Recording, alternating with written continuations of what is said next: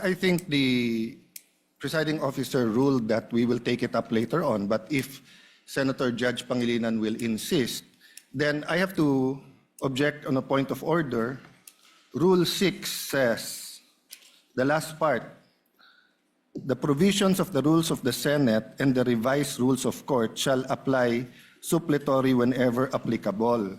And in the rules of the Senate, whenever the senator feels threatened or anything happens, whether pinatayan ng aircon, whether may nakatutok na barel or sinaran ng pinto, he can rise on a point of personal and collective privilege. We didn't do that para umikli.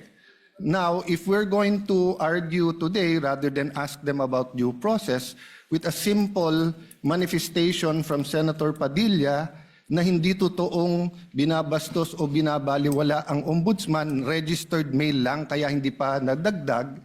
So, hindi kami ang nagwe-waste ng time. We can have a caucus, we can talk about it. You wanna debate that now?